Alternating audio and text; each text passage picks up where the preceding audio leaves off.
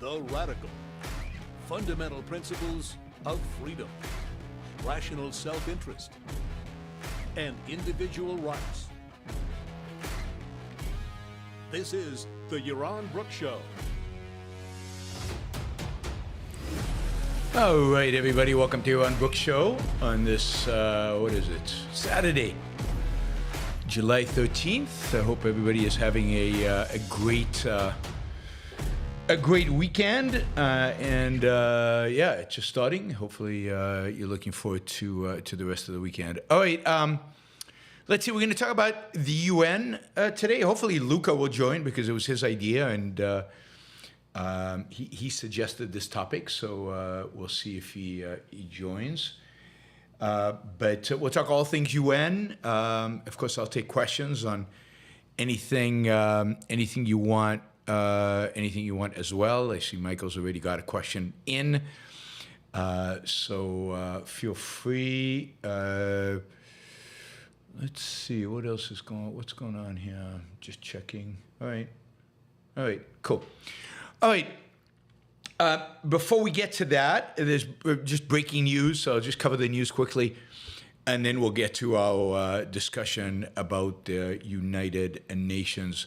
Also, I want to remind you that all of you who are members, I know some of you are new. I'll maybe remind you of this again later in the show as more members join. But you now have access to all the past member shows. So you can now go backwards and watch any member show that I've done in the past. That's one of the advantages of being a member. And there were a bunch of them. So just go to the member tab under the Yaron Brook Show, and you should have access to all of those shows. If you don't, or if there's some issue, let me know. But yes, the one of the perks is not just getting to hear it live, but also being able to get the old ones. All right. So the news item is that Israel this morning, or at least earlier today in Israel, attempted. We don't know yet if it was successful or not, but it attempted the assassination of the military leader of Hamas, and indeed the number 2 person in Hamas, Mahmoud Deif. This is a monster that Israel has been trying to kill for a long time. They've made several attempts at assassinating him. They've wounded him, but they've never actually managed to kill him. There have been various rumors of his death, rumors of his maiming, but they've all turned out to be wrong, and ultimately he has survived and indeed was the ultimate architect and responsible for the execution of the October 7th. So this is probably the number one, if not or number two, a priority of the Israelis in terms of killing the leadership of Hamas. If Sinwar is the leader of Hamas, Sinwar is also not in charge of day-to-day kind of military operations. He's deep in a bunker somewhere, hiding away, surrounded by hostages by all accounts. It is Deif that actually is the one who comes out of the tunnels, deals with regional commanders, and is responsible, if you will, for the day-to-day functioning of Hamas as a military organization. And as such, it's always been a priority to get him. Again, he mainly hides away in tunnels. And I have to say, it's disappointing that Israel does not have a strategy for dealing with the tunnels better than it's done, does not have a strategy for either going into the tunnels and hunting these people down or destroying the tunnels. I understand that they're trying to make sure that they don't hurt the hostages, and some of the hostages are in the tunnel, so they're careful which tunnels they blow up and which they don't. And yet, 10 months in, they still don't have a strategy on how to deal with the tunnels and how to kill the people who need killing and release the people who need releasing. So that is disappointing. Anyway, they dropped some bombs on a compound that was adjacent, as always, to tent area of where civilians who had been evacuated from other parts of the Gaza Strip were living. Because in the past, the idea was that Deaf had managed to escape killing because the bombs had been too small and he was not killed. This time Israel used, we don't know exactly how big, but big bombs. I mean, big bombs. Maybe the bombs that Biden doesn't approve of. I think they used 3 on this one small location. So clearly anybody who was there died. And indeed, the numbers coming out of the Gaza Strip are at least 70 people were killed. According to Israel, an overwhelming majority, if not all of those people, were Hamas fighters who were, protecting, therefore, in the compound, training or doing whatever they were doing. So a vast majority of them were Hamas fighters, but it's likely that some civilians were killed as well. It is not an accident that Hamas hides among the civilian populations among the civilian population within the Gaza Strip. So 3 bombs. It seems like there seems to be real evidence that the other commander, who was also targeted, the commander of the Khan Yunis, this area commander of Hamas, was killed in the attack. But there's no yet verification that the military commander of all of Hamas was killed. Again, if he was there, he's dead. But I guess he could have snuck out. There are tunnels beneath this compound. Indeed, they had intelligence of him coming out of one of those tunnels and spending time in above ground with the commander of the Khan Yunis area. They were both in the same building, I guess. That was bombed with 3 pretty big bombs. So if the intelligence was right, and if he was there, he is dead. Hamas has no incentive of telling us that he is dead. They will keep people guessing, probably for days and maybe weeks. Probably, there are just no bodies, certainly no whole bodies. There's not much left of whoever was underneath these 3 bombs. That is, the bombs eviscerated anything that was there. So it's not like they can march out a bunch of bodies and, okay, this is who this is and this is who that is. They're dust. They have been turned to dust by the Israeli Air Force. So, the best Israel has is intelligence to be able to tell whether he was killed or not, the level of confidence of the pre-bombing, and then it's a matter of listening into the chatter and trying to discern what the Palestinians are really saying among themselves and whether there's any evidence of him being dead or alive. He is an evil monster. Let's hope he died. I mean, he died too quickly or too fast. You could argue he should have died slowly. But hopefully this is it. Hopefully he actually is dead, even if we don't get confirmation for that for another few days or even another few weeks. And I guess Sinwar is next. And the reality is that of the list of Hamas leadership figures that were targeted at the beginning of the war for annihilation, few are left. There are still a few. The head of the Rafah area of their military, and of course Sinwar and a few others. But there are Israel's basically, killed almost all of the Hamas leadership known. It's not good enough, as we've talked about many times on the show.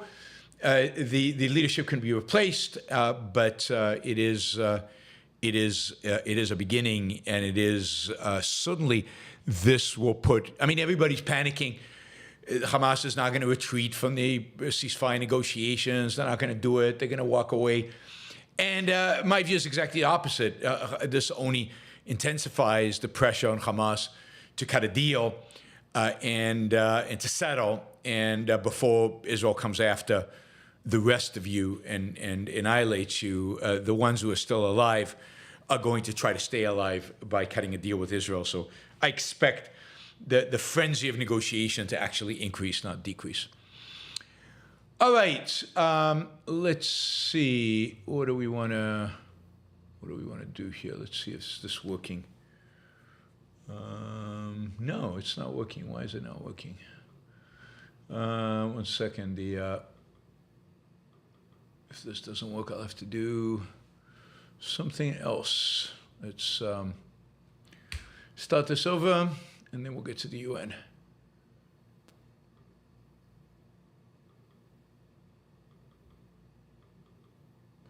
Edit. All right. All right. Today we're talking about the UN. You know, how to evaluate the status, the moral status, but also just out of interest, the history of it.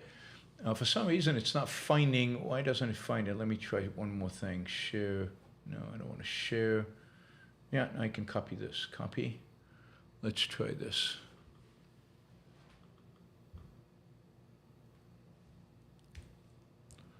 Let's try that. Not found. Can't find it. That's weird. Right. Unfortunately, I don't think the Super Chat tracker is working. Not sure exactly why. It should work. There's the stream. It's online. Yeah, it's not working. Okay, so I'll have to copy paste these questions like we did in the old days, which will slow me down a little bit, but I promise we will get to all of them. We will get to all of them ultimately, if I can preserve all of them. All right, the United Nations. The United Nations is obviously an organization that is in the news a lot. It is an international organization that sits in a massive building that constitutes their headquarters in New York City. It has also got headquarters in Geneva, and it is the most dominant international organization in the world. It has 193 members. You probably didn't even know there were 193 countries in the world out there, but it has 193 member states as part of the United Nations.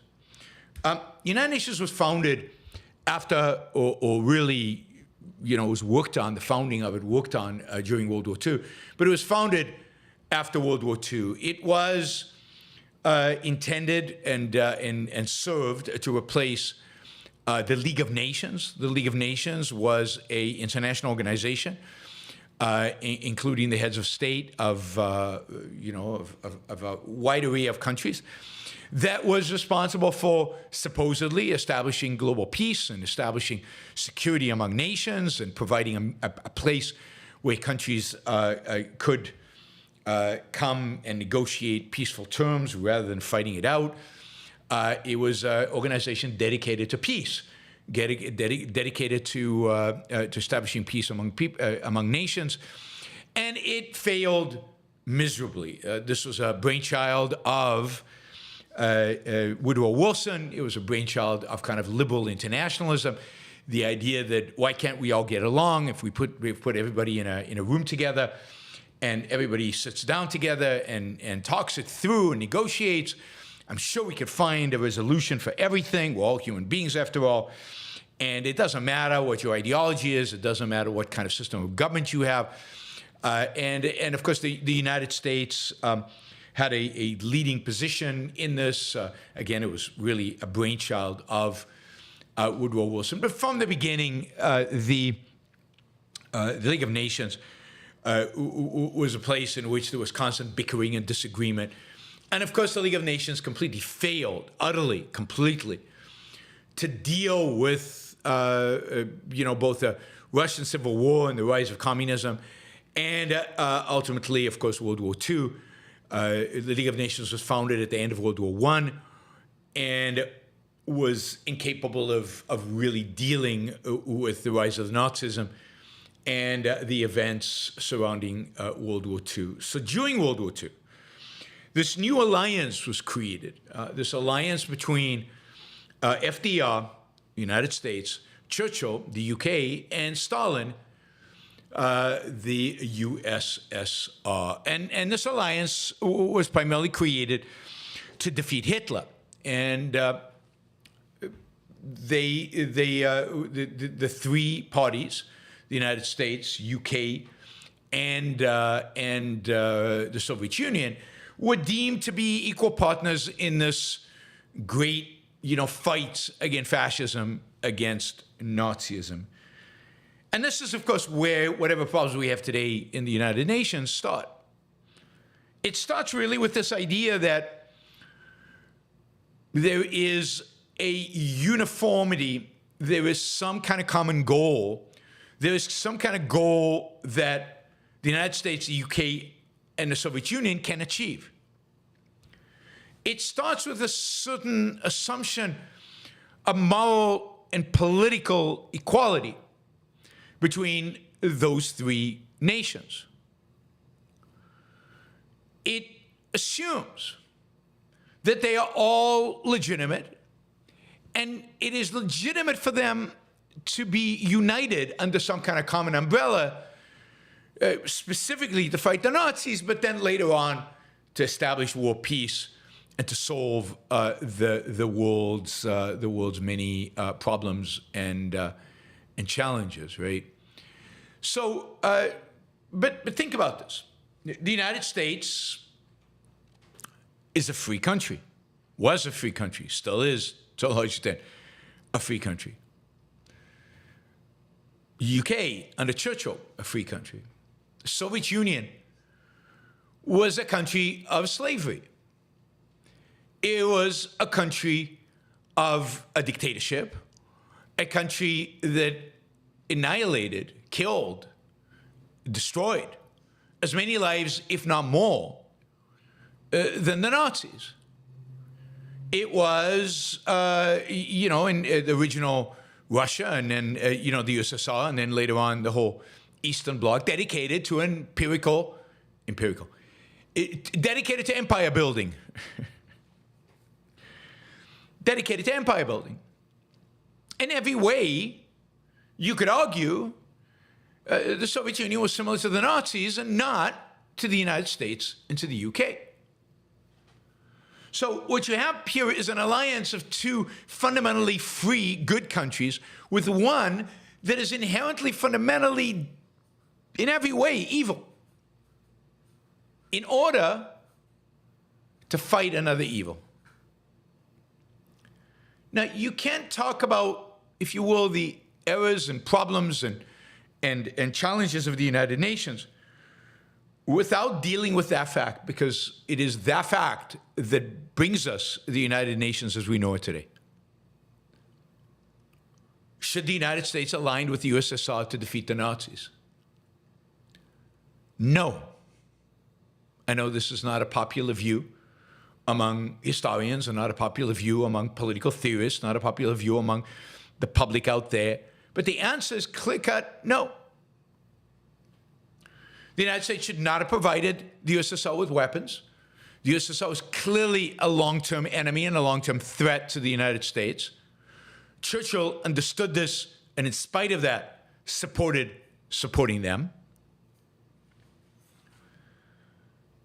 Ayn Rand's view was we should have let the Nazis and the communists fight it out. Patton understood this, General Patton. He, at the end of the war, was eager to keep fighting and take out the Soviets. He understood that they were the long-term enemy of the United States. So, I mean, it's hard to imagine how the war would have worked out exactly if the United States had not supplied Russia with weapons. It probably would have bogged down even more troops on the Eastern Front for the Germans for a lot longer. It would have protracted the war. I mean, it might very well be that Hitler would have made it to Moscow, but Is that a good thing, a bad thing for the Nazi cause? Not clear. It would have ultimately allowed the Allies to defeat, the Allies being the non-USSR allies, to defeat Hitler and to actually liberate Eastern Europe, liberate the non-USSR parts of Europe, and maybe, this one's hard to tell and I have no idea in how this alternative history plays out, maybe there would have been an opportunity for a regime change in Russia itself. I'm not saying, I have no idea. Somebody should write an alternative history novel where that actually happens. That would be a cool alternative history novel. You know, the United States does not join forces with the USSR to defeat the Nazis. You know, what they instead do is they leave the Russians to fight by their own means. They don't provide them with weapons. They don't provide them with anything, and they let the Eastern Front evolve independently, and they focus only on defeating on the Western Front. And then what happens? How does this play out? Now, you know, it would be cool in this alternative history. You also give Patton, General Patton, the command of the Western Front, so that he can move faster, and you can actually move faster and actually affect the Nazi defeat in much faster and much more significant terms. Did Patton ask Ike or Truman to war against the Soviets? No, I mean, yes, no. It's not clear, but this is what he did ask Ike. Patton's troops reached, and I don't remember the dates, but Patton's troops reached the border of Czechoslovakia, and Patton basically telegraphs or calls and Ike and says, "I can be in Prague in 24 hours. Should I go?" He has nothing. He does the same thing the next day. Should I go? I can be there in 24 hours, way before the Soviets. Should I go? And finally, he gets a call from Bradley. Bradley is Ike's number two. Ike was a politician and a coward. And Bradley says to Patton, basically, stand down. We promised Czechoslovakia to the Soviets.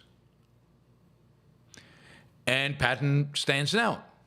At the end of the war, Patton is stationed in Berlin, and he is in charge of the Allied forces in Germany. And of course, Berlin at this point is divided into four. There is an American, a British, I think a French, and then a Russian, a Soviet sector. And Patton is constantly trying to piss off the Russians so that they do something that gives him an excuse to go after them. And he is so infuriating the high command, and he's constantly telling Ike, and I don't know if he tells Truman, but he certainly tells Ike and Bradley, we've got to go to war with the Russians. We've got to finish this. We're here. We'll never be here again. We'll never have another opportunity like this. They're weak, they're depleted. We're here, our whole army's here. We should just keep going. And they all say, you're crazy. Stop this. And Patton understands he'll never get their approval, so he tries to get the Russians to start it. And they won't. They won't. So ultimately he gets on Ike's nerves, and basically Ike fires him, or he calls him. He sends him statewide, and in a Jeep ride, I can't remember if this is in Germany or in France now, he is on his way to the airfield or on his way wherever to leave because he's being basically replaced. He gets into a car accident and dies. And of course, there are lots of conspiracy theories about, was this an attempt of the American high command basically to rid themselves of Patton? He was a thorn in their side. He was causing all these problems, and he was reminding them of all these issues. And so they staged this. You know, I'm skeptical as I am of almost all conspiracy theories, but you know, in that sense, it was true. He was a thorn in their side. He was a thorn in their side because he understood the evil was the Soviet Union. He understood the threat that they posed. He understood what they meant, and you know, what it meant to keep them there, and what kind of enemy they would become over time. So you can thank General Eisenhower for that. Of course, General Eisenhower, because he. I mean, there are a lot of stories, but we're not here to talk about World War II. Anyway, that is all true. If you're interested in Patton, Victor Davis Hanson has a great book about 3 great generals. I can't remember the name of the book, but it's a book about 3 great generals. Just check on Amazon, Victor Davis Hanson. He has one of them is a Greek general whose name I cannot remember. The second one is Sherman. Sherman, who won the Civil War in the South, and the third is Patton. And his section of Patton is just phenomenal. Also, I highly recommend watching the movie Patton with Scott. What's his name? Something Scott, who is brilliant in portraying General Patton. Again, I don't know how accurate it is and stuff, but it captures the important scenes. All capture what Victor Davis Hanson tells you in the biography. So it's George C. Scott. That's right. George C. Scott is the actor who plays Patton, and it's really, really good. Anyway, see, Patton was not allowed to do this partially because the United States envisioned this relationship with the Soviet Union continuing. And indeed, helping establish a new League of Nations and helping establish a new peaceful world order in the aftermath of World War II. And this was really the purpose of the establishment of the United Nations. The United Nations was established right after World War II, established in, 1946, I think. No, it would 1945. So October 1945. So right after the war, the UN Charter was unanimously adopted, signed on June 26, and then promulgated on October 24th, 1945. The Charter basically lays out the purposes, but essentially the principles underlying the purpose and functions of an organization are listed in something called Article 2 of the United Nations. Article 2 of the United Nations. And Article 2, I think the most important thing that you need to know about Article 2 is that the UN is based on the sovereign equality of its members, with one exception, which we'll get to. The sovereign equality of its members. All members are equal. Whether you are a murderous, barbaric regime or a shining city on the hill, you are all supposed to be equal. Its purpose was to settle disputes by peaceful means. Its members are supposed to refrain from threat or use of force, a contravention of the purpose of the UN. Each member has to assist the organization in any enforcement action it takes under the Charter. And states that are not members of the organization are required to act in accordance with these principles insofar as it is necessary to maintain international peace and security.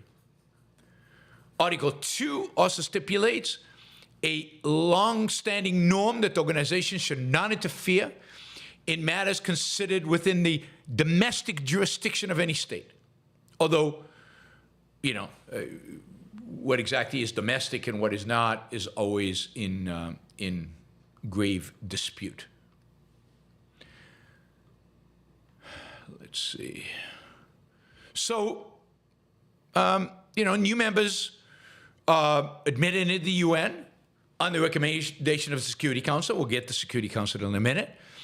And by a two-thirds vote by the General Assembly of all the members. Today, there are 193 members in the United Nations. So almost every country in the world is a member of the UN. We'll talk about one notable exception of a country that is not a member of the UN and cannot be and is denied membership in the UN. We'll get to that member in a little bit.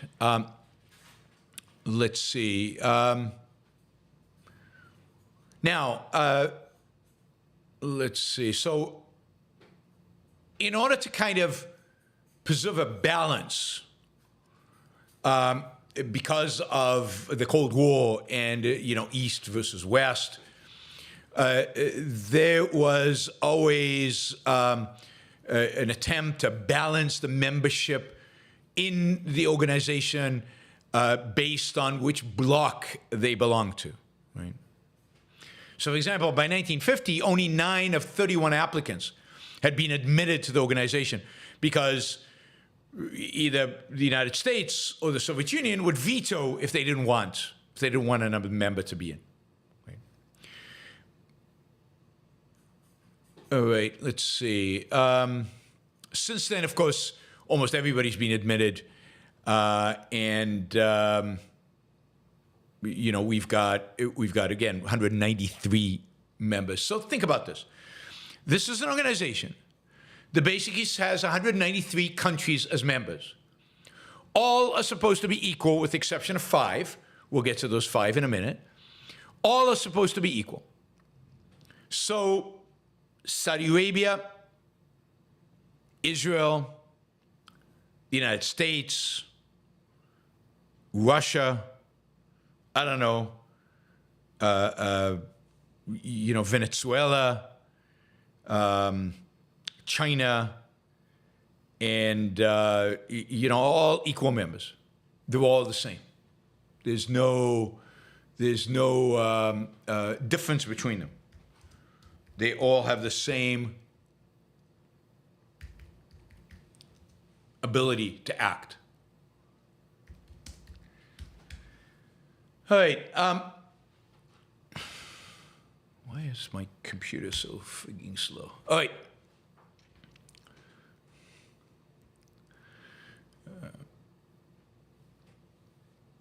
So, for example, North Korea is a member of the United Nations.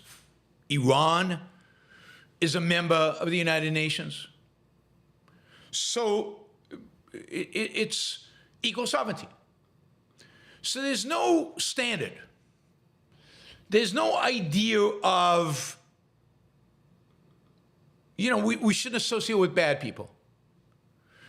And this is the fundamental immorality of the United Nations, is that it doesn't differentiate between good countries and bad countries. It doesn't differentiate between good and evil. It treats everybody the same. They all get a vote. They all get a vote. So if, as the case is today in the United Nations, an overwhelming majority of the countries, of the 193 countries that are there, happen to be authoritarian, oppressive regimes, that's okay. Then the authoritarian repression of regimes will determine the actions of the United Nations.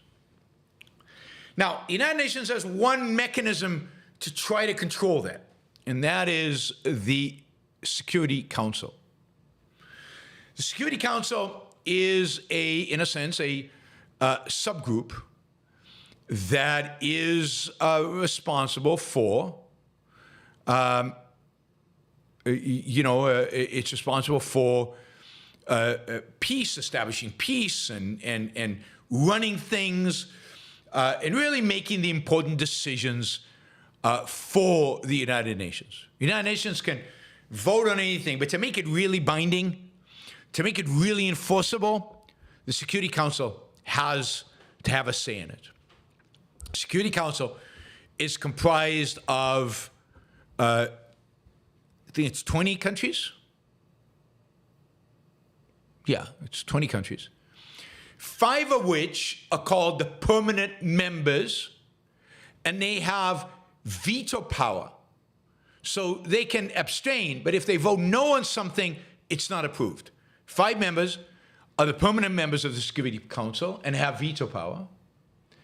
And then you have another 15 countries that rotate. And they are basically chosen by the General Assembly, and they are supposed to be provide equal representations to different parts of the world. Right? Now, who are the 5 permanent members of the Security Council?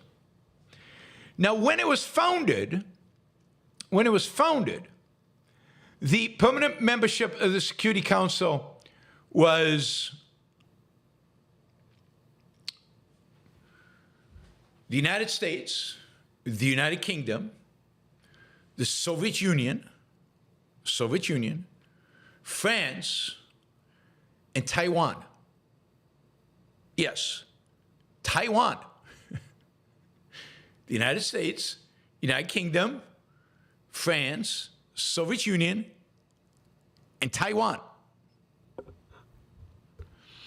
At that time, Security Council was only 16 members. 11 members, 5 the permanent, 6 non-permanent. Since then, as I said, it's been expanded. It's been expanded 15. I misspoke earlier, not 20. So 5 permanent and 10 additional. Right. In 1971, an agreement was reached by which China would join the United Nations. It had not been a member of the United Nations before. So China would join the United Nations, get a seat on the Security Council, and in return, I mean, China was doing the UN, I guess, a big favor. Taiwan was not only kicked out of the Security Council, but kicked out of the UN. And the one country in the world that would like to be in the UN that is not is one of the freest countries in the world by every measure, from economic liberty to free speech to political liberty, and that is Taiwan. That is the one country that is not in the United Nations. Of course, the United States doesn't recognize it as a country and doesn't have an embassy there either. So here you have, again, an international organization. And by the way, Taiwan is not a member as a consequence of organizations like the World Health Organization, which we'll get to in a minute, because it's not a member of the United Nations. So here is an organization that values membership of one of the most barbaric, authoritarian, murderous regimes in human history, Mao Zedong's China. Over, well, in 1971, they weren't yet free, but over a relatively free Taiwan. And certainly today, they are free. That is, they value the pragmatism of bringing China to the principle of keeping Taiwan. So Taiwan was rejected, Taiwan was rejected, and China was brought in. So today, the Security Council comprises of China, France, Russian Federation, no longer USSR, United Kingdom, and the United States of America. Note that during the Cold War, I mean, basically, the UN and the Security Council were completely dysfunctional because most conflicts in the world revolved around issues relating to the Cold War in one way or the other. And if the issue was something that was in America's interest, they would veto, or against America's interest, they would veto. And if there was a proposition against the Russian or the Soviet Union's interest, they would veto it. And basically nothing got done. Interestingly, and I didn't know this, but I read up on this in preparation for this. In June 1950, the Soviet Union was boycotting the Security Council because the other members would not let China join at that point. So the Soviet Union boycotted the Security Council. That allowed the United States to have a resolution that authorized the use of military force to support South Korea in the Korean War. That led to the deployment of troops from 16 different countries in South Korea, primarily troops from the United States, under the banner of the United Nations. By the war's end, there were over 1 million soldiers on the South Korean side, right? And 250,000 had died in this war. And it was a war, of course, that caused, what's his name, MacArthur to resign or to be fired by Truman because Truman would not allow MacArthur to actually win that war. But that was kind of the first thing the United Nations did, was send American kids to die in Korea. To die in Korea. Now, after the fall of the Berlin Wall, since the 1980s, really, the Security Council, I guess, functioned more effectively. UN peacekeeping forces were deployed all over the world: the Balkans, Angola, Haiti, Liberia, Sierra Leone, Somalia, Rwanda. Of course, they also failed on a massive scale. In Rwanda, their forces failed to prevent the Rwandan genocide. Indeed, the force that was there was actually cut significantly as hostilities began, because they didn't want to get involved and they didn't want to fire any actual bullets. And by the time the UN decided to actually bolster the peacekeeping force, the massacre, the genocide had already happened. Hundreds of thousands of people were dead. The UN forces were just pathetic and incompetent. In Bosnia, in the Balkans, there was attempts by the UN to, protect the Bosnians from the Serbs, and yet they failed to protect hundreds of Bosnians who were slaughtered, 8,000 who were slaughtered in the Srebrenica massacre. And that was in 1995. So you could go on to Darfur, where there were UN forces, and yet in Darfur there was again another massive genocide in the 2000s, and the peacekeeping forces there did not stop what was going on. You're seeing the same thing right now happening in Somalia. I mean, basically, these are forces that, what are they fighting for? What is their incentive? The peacekeepers. But what is the self-interested incentive that they have? On whose side are they? The peacekeeping. So are they good guys and bad guys? Who are the good guys? Who are the bad guys? I mean, North Korea, the Korean War, Security Council, in a sense, sided with the anti-communists. But since then, the basically peacekeeping forces, look at the peacekeeping force in southern Lebanon.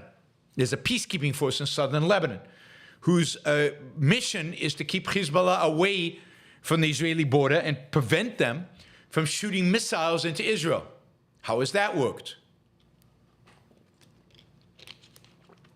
So the United Nations is, in terms of its peace mission, is a complete disaster. And it's a disaster because it won't take a moral stand. It is a disaster because of this notion of moral equivalency because of the sanctioning of all.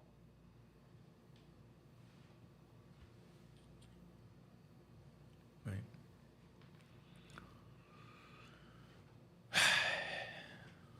So as soon as you, and this is the most important point, and we'll get us a few other things about the United Nations.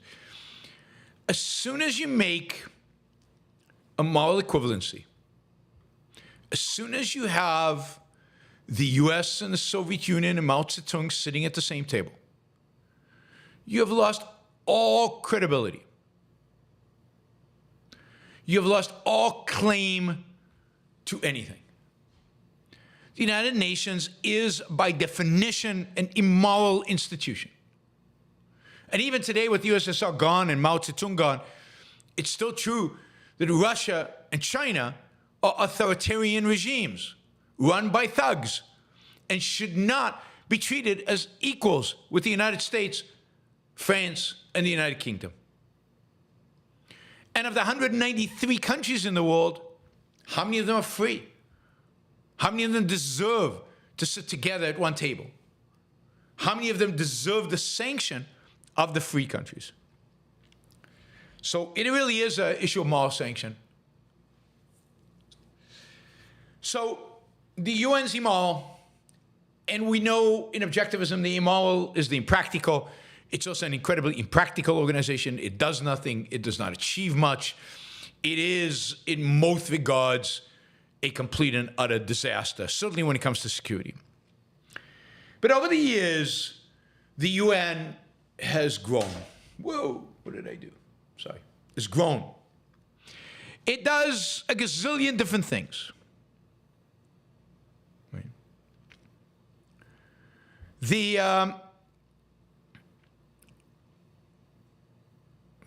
Let me just, one second.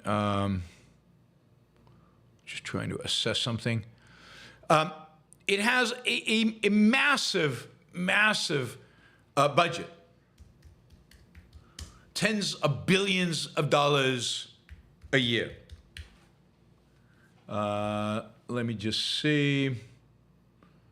What did I just see? No. Sorry. The United Nations budget is $3.59 billion. No, that can't be right.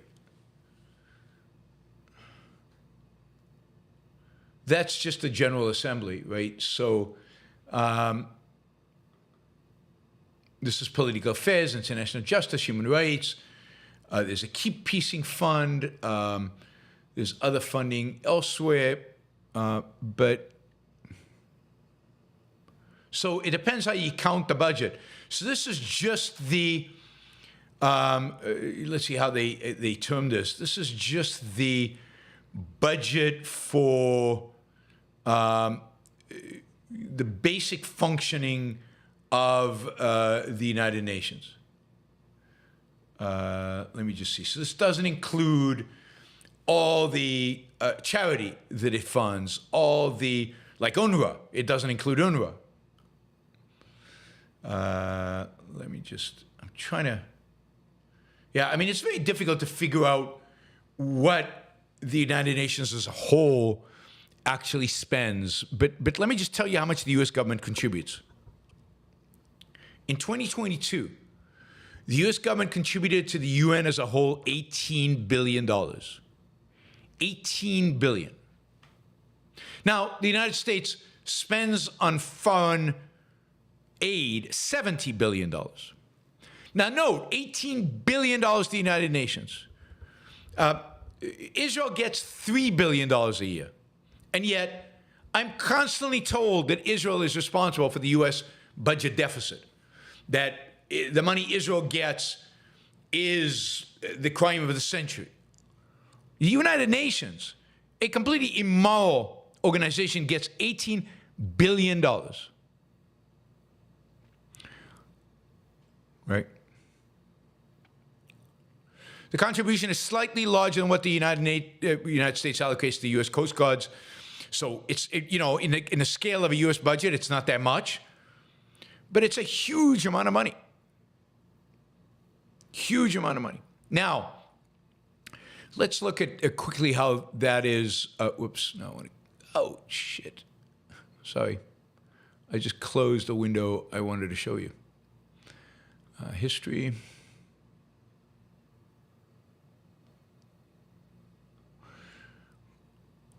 There it is. All right. Give me a second to get this up.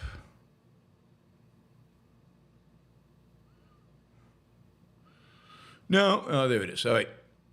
Let me do this. And let me do this. All right. This is a chart that describes the major operations of the United Nations. This is not comprehensive.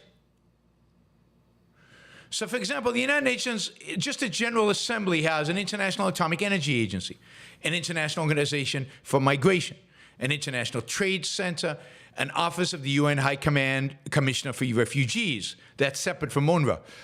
A Comprehensive Nuclear Test Ban Treaty Organization, the UN Children's Fund, the UN Development Program, UN Entity for Gender Equality and the Empowerment of Women, the UN Environmental Program. By the way, the IPCC, right? IPCC, that is a UN organization around climate change.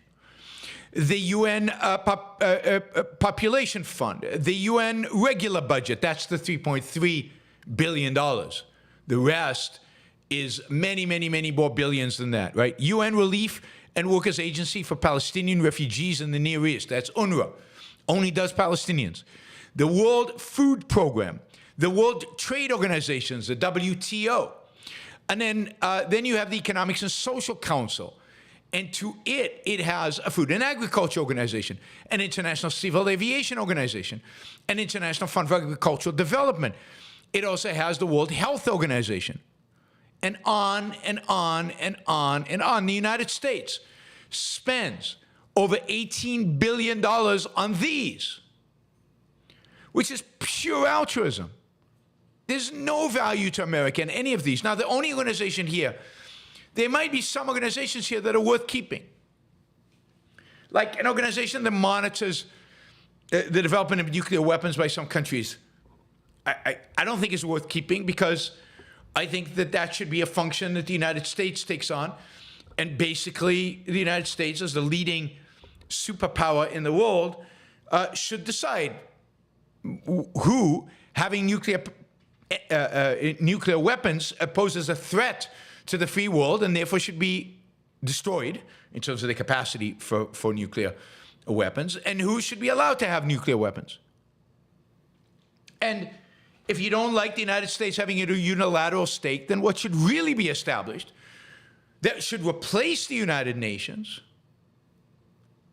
is what you could call an organization of free countries. Organization of free countries should replace the United Nations. But think about the $18 billion the U.S. sending to the alphabet agency soup of agencies out there. By the way, $7.2 billion of the United States contribution, 7.2, that's more than double what Israel gets from the United Nations, is money for the World Food Program. Talk about altruism. Talk about welfare on a global scale. UNRWA, before the Biden withdrew from it, the United States provided about 30% of the funding for UNRWA. UNAIDS, the United States provides 40% of it. So, WHO, World Health Organization, United States provides 20% of it. In other words, the United States runs on your tax money. And one of the best things one could do, not so much from a physical perspective, because $18 billion is not that much money from the perspective of federal deficit, but from a moral perspective and from a foreign policy perspective, is for the United States just to exit the United Nations. Now, I started to say some organizations might make sense to keep. You probably want some kind of World Health Organization. Not the one we have today, not with the kind of mandate the one we have today, but an organization that basically keeps track and coordinates efforts around infectious diseases. You know, around just coordination, not a policy institute, not somewhere that tells people how to behave, not a place that discusses other health issues. The only issue health-wise that relates to the globe, that relates to all of us, is the issue of infectious diseases and you know, infectious diseases that are easily communicable and that can spread around the world quickly. You want some kind of agency. I would separate it from the United Nations because I would shut down the United Nations. That basically has representatives of or is in contact with all the health officials around the world to keep track of infectious diseases and basically to warn people about them and to allow authorities within specific countries to deal with them to the best of their ability. Other than that, you could have a lot of these more charitable institutions, like the food bank, could become a private charity, right?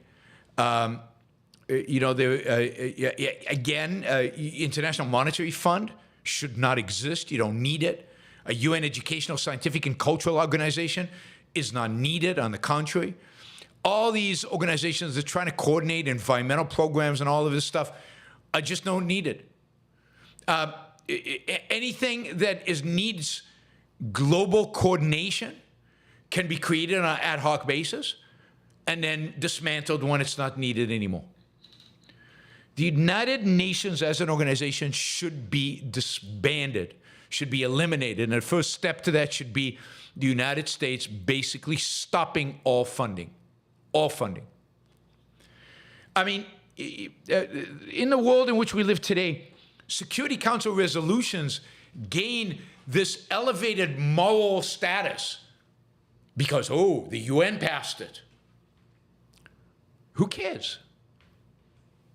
Who cares? You mean some politicians voted for it, including politicians of some pretty bad, awful, evil countries? So, and a resolution doesn't pass, does that matter? It doesn't matter either way. So, the United Nations is an immoral, ineffectual, altruistically based organization that should be dismantled and the United States should leave. And whatever good it does, whatever good certain elements within it are, should be done on an ad hoc basis outside of the United Nations in separate independent organizations and to coordinate the efforts of good countries. What you need is a union of free countries, which would basically today include the United States, you know, most of Latin America, Canada, almost all of Europe, with the exception of Belarus and Russia. It would include South Korea, Taiwan, Japan, and you know, one could argue about maybe Malaysia and Indonesia, but any place that has political freedom, and you would have to come up with some standard of having some level of free speech, you know, a significant level of free speech, a significant level of religious freedom, and a significant level of economic freedom. And you'd have to come up with something like that, some combination of those three.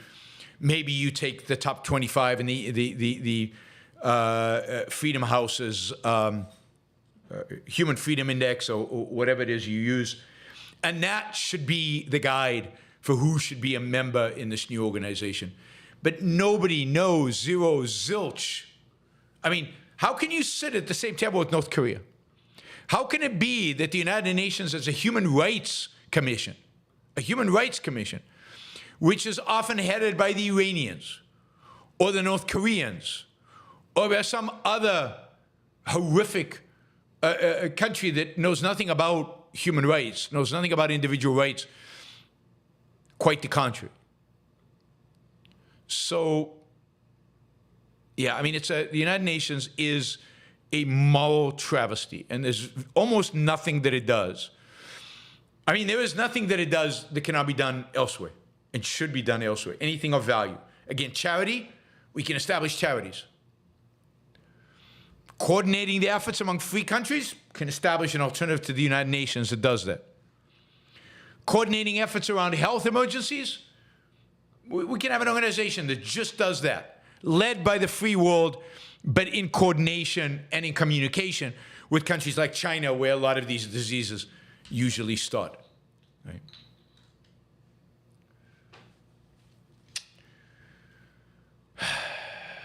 So that is my view on the United Nations. All right, let's see. We've got some questions. If you have more questions, please feel free to jump in. We don't really have a goal for the what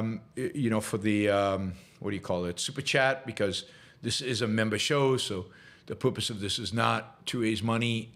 You've already contributed to that by being members.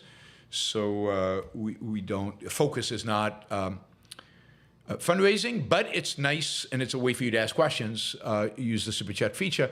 That's why we've got a lot of $2 to $5 questions. I think there's 112 rather than the $50, $20, $100 questions. All right, let's start from the top. Michael, do negative people speak from their own deceits? Yeah, I don't know. I mean, negative people do, their negativity comes from their own deficits, yes, from their own negative view of the world, from their own insecurities, from their own fears. I think that's absolutely right. Yeah. They project it out onto the world. Michael also says, is a mediocre life punishment for weak mindset? No, I don't know what mindset means.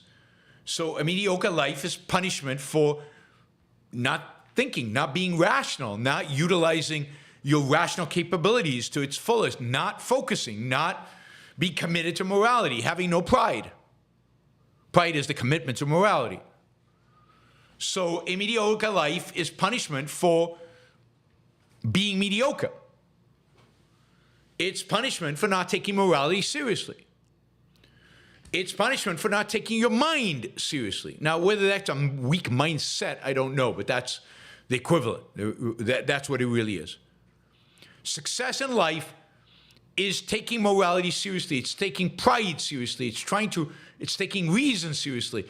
It's trying to achieve reason, purpose, self-esteem. And not just trying to achieve them, but sustaining them, maintaining them, they become your purpose in your life, the cardinal values of your life, the things that you're constantly aiming to achieve and to keep. Andrew, what do you think it says about Candace Owen that it's Mengele she's choosing to defend rather than, say, Steve Jobs or the great industrialists who are being smeared? Well, I mean, we know exactly what it says about her. It says that she's a nut and she's a freak, that she's literally has adopted evil ideas, that she is completely lost. Do you know what Mengele would do to her? She's black, after all. I mean, the Nazis had a very, very clear view of blacks. But it's just, I'm tempted to say it's a sickness, but of course it's not a sickness. The level of immorality the level of evasion. And what is driving it? What is driving it? What is driving it? Religion and a hatred of the left. Religion and a hatred of the left. I mean, Hitler wasn't left. Hitler hated the left. Hitler fought the left. Hitler condemned the left. I don't think he liked gays. And he certainly wouldn't have liked transgender people. Hitler must be okay. I mean, that was Jordan Peterson's justification for liking Putin. This is what this focus on the negative, hating the left, does to your mind. This is what focusing on that and a epistemology of religion, an attitude of religion, does to you. I mean, Candace Owen has no clue why Steve Jobs is important, why industrialists make any difference. She has no clue where the material values that keep her alive come from. And she doesn't care because from her perspective, the manna from heaven, they just appeared. She is completely polluted. She is completely mindless. And she, as she said, the only truth is that which the Bible says. Does the Bible say anything about Steve Jobs? No. Then I have no opinion about him. And where does all the goodies come from in the Bible? From faith. That's Candace Owen. All right. Andrew, putting aside the horrific use of force, an essential evil underlying Islamic martyrdom is self-sacrifice, altruism. Is that a correct analysis? Yes. I mean, it's the ultimate self-sacrifice is to die for God, to die for a paradise. But notice that even Islam, just like Christianity, can't actually say that with a straight face. They can't get you to actually go out and commit suicide just for the sake of God, just for the sake of the cause. Just so they have to create a slight selfish appeal because they know that's the only way they can actually get you to do it. And that is the afterlife. In Islam, it's 72 virgins or whatever. And in Christianity, it's a life of, I don't know if you call it life, but eternal bliss, right?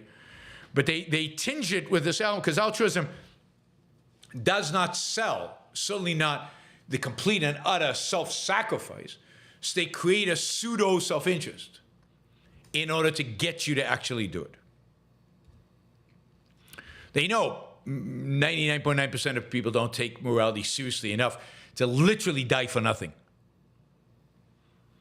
For nothing in the sense of their own benefit.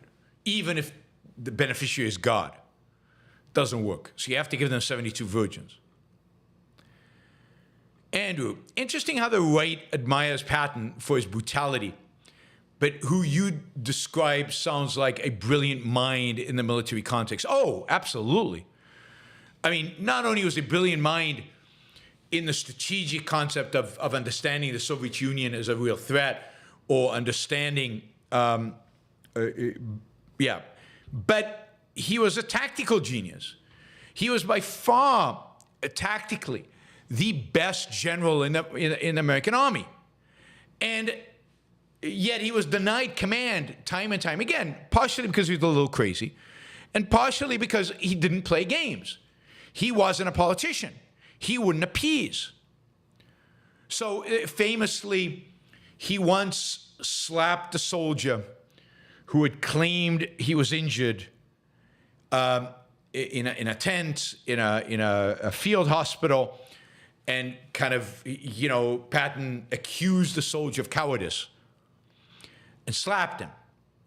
And that kind of made the front page of the New York Times, and that kind of, because Eisenhower was very political, Eisenhower kind of put him to the side. And indeed, supposedly, it was that slap that denied Patton command over the army in the invasion of in Normandy.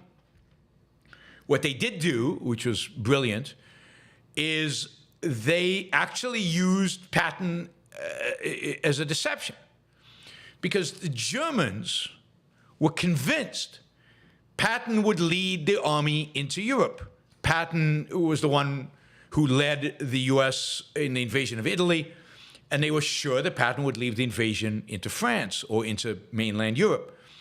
So they set up a fake army, literally fake tents, people, dolls, fake tanks, fake everything, away from opposite Normandy. And they put Patton in charge of the fake army. And the Germans believed that that is where the invasion would come from, because it was obvious that Patton would lead the invasion. And therefore they built up the shores opposite that part of England, and relatively speaking, did not build them up quite as much on Normandy and where the landing actually happened. So it's they fell for the trick because they used Patton. And then Patton didn't get the resources he needed. He was short of fuel as he's driving through Europe. And the resources are going to second-class generals because they were promised, and because we need the British to do well, and we need the French to be able to advance. And by the account of, what's his name?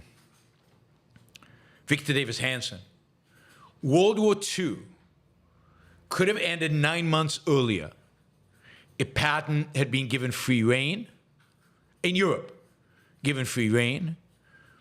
Over 1 million lives would have been saved if Patton had been given free rein, and the Russians would have never gotten Eastern Europe. So think about that. War would have ended 9 months earlier, but 1 million fewer people killed in the concentration camps, and Europe not falling into the hands of the Soviets. Instead, he had to beg for fuel. He had to slow down. And then when the 101 paratrooping, is it called division?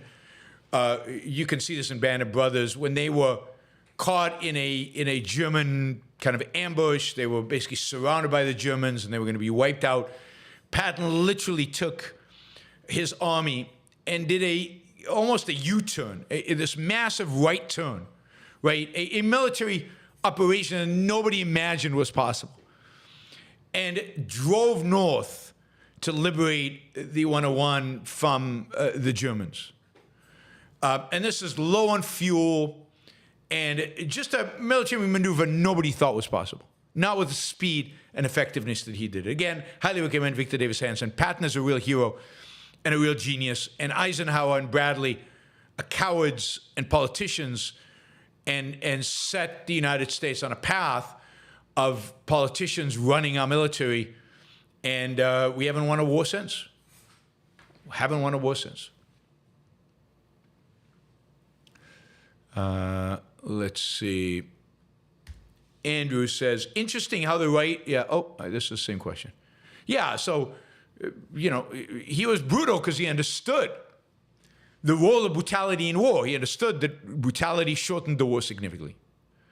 Syme says, apparently the UN demonstrates the problems of democracy. Yes, but worse, because the UN legitimizes countries that are a lot worse, the worst kinds of so-called democracies, that are worse than democracies.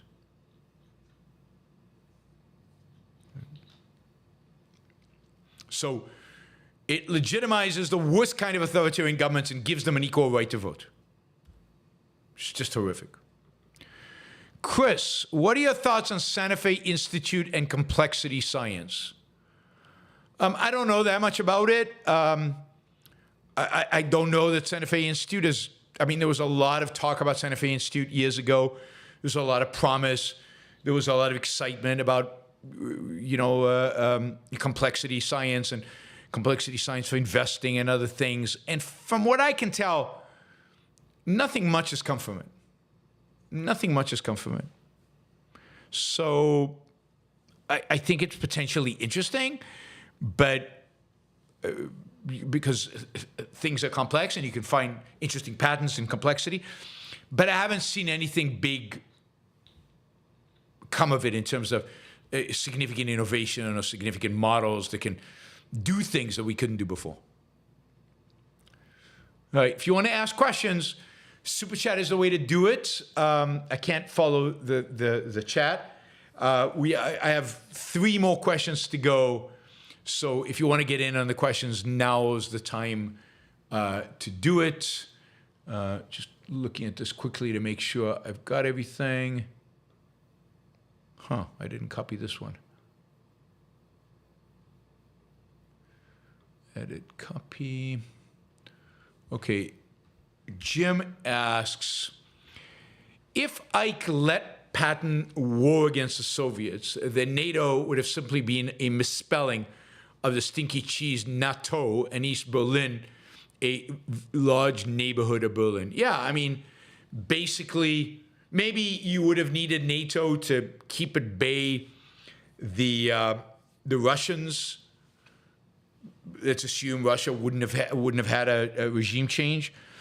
But there would have never been a USSR, not really, not in any meaningful way. There would have never been Eastern Europe held under slavery for all those years, from the 40s until the fall of the Berlin Wall, for almost 50 years. They would have, all of that would have never happened. The whole geopolitics of the last, of the last 70, 80, 90 years would have been completely different.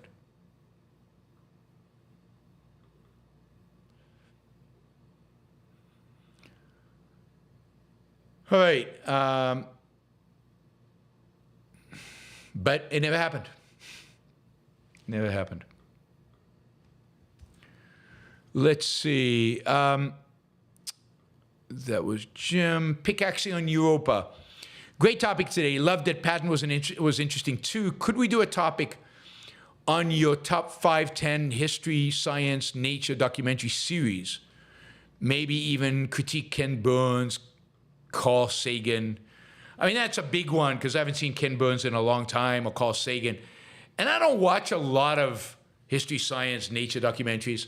I read a lot. So I've seen Ken Burns, 2 or 3 of his documentaries. I've seen Carl Sagan's, but I haven't seen many more.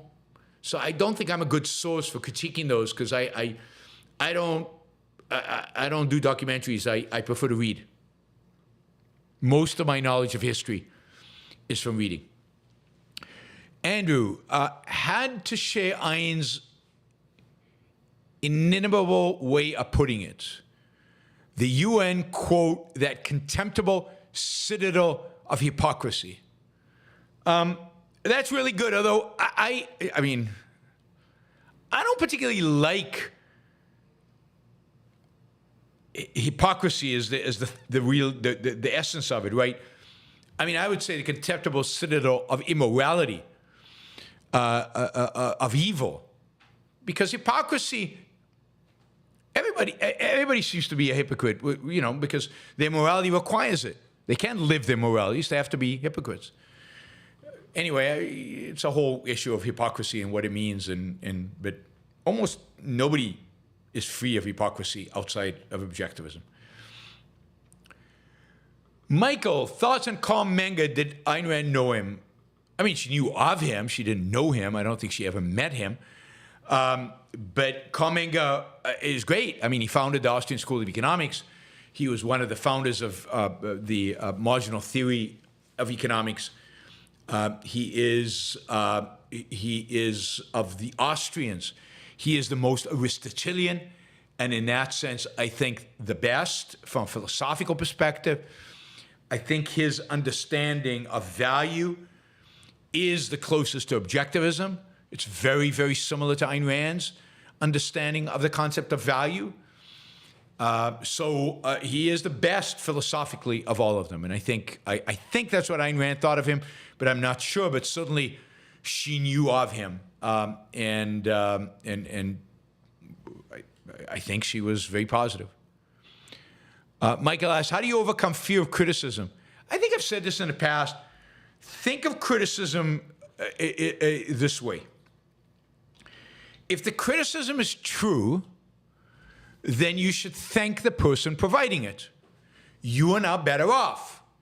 You have received new information that is greatly of value to your life. You were wrong, and now you're better for knowing the truth. If the criticism is wrong, then it's the problem of the person criticizing, not you. It says nothing about you. If the critic is wrong, then they're wrong. It's their problem. Being wrong is the problem of the person who's wrong. Why should it affect you? So the best way to overcome criticism is to be first-handed, to have self-esteem, to know the value of yourself, but to fundamentally be a truth seeker and look at others as opportunities, your relationship with other people, as opportunities for them to help you find the truth, rather than look to others to reaffirm your worth. You're not going to get your worth from others. You have to be confident of your own worth. Your own worth comes from you. And that's how you overcome fear of criticism, self-esteem. Andrew says, some objectivists belittle Rand for kicking Nathaniel Branden out of the movement. Whoops. If one understands the nature of his lying to her for 2 years, betraying her love for him and basic indecency towards her, they wouldn't belittle it. Yeah, I mean, I don't understand. I don't know who these people are. I've never heard them. They haven't done it in front of me. I think it's pathetic. It's ridiculous. It basically means that, we should all be tolerant of immorality. We should all be tolerant of people who lie to us. We should be tolerant of people who deceive us. I mean, that's ridiculous. And Nathaniel Branden proved she was right. In the kind of books he wrote afterwards about objectivism and about his life, he was a very, very, very bad influence on the objectivist movement. He set the objectivist movement back years and years and years and years. He wrote good articles, but it is the way he behaved and in the model he presented to the world and what he demanded in terms of other people's behavior, he was very, very bad for the objectivist movement.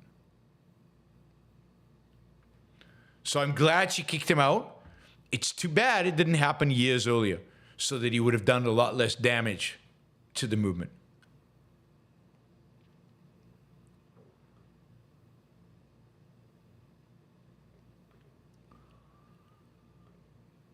Okay, Jim asks, your top book in the history of Western civilization. I mean, that's a hard one because there were a lot of good ones. I love The Cave in the Light. But recently I read 2 books, which I think are excellent. The Closing of the Western Mind and the Reopening of the Western Mind. So I'd say those 2. Yeah, and the top book in the history of Western civilization, I'd say the 2 books I just mentioned, Closing of the Western Mind and The Reopening of the Western Mind. And then if you combine that with The Cave in the Light, I think you get a really good sense of the world ideas and history and what Western civilization is really about, what makes it unique, what makes it special. And it's reason and individualism. Even though neither one of those books names that, if you read them properly, I think that's what you get out of them. All right, guys. Thank you. Thank you to the Super Chatters. I appreciate that. Thank you all for being members Thank you for sticking with today's show. I hope you enjoyed it. Don't forget, you have access to all the member shows, the ones I've done in the past. So if you are like on a temporary membership where somebody's gifted it to you, take the opportunity and go and listen to all the past member shows. But if you like being a member, and if you'd like to continue being a member, please consider renewing your membership, paying and renewing. I think you can do that for $5.99 a month and continue to being a member on a monthly basis. All right, everybody, have a great rest of your weekend. I will see you all Monday at 1 p.m. East Coast time. Monday in the evening, I'm interviewing Steve Simpson from the Pacific Legal Foundation to talk about the Supreme Court. This Supreme Court. He is very positive about the Supreme Court. I'll see you on Monday. Bye, everybody. Have a great weekend.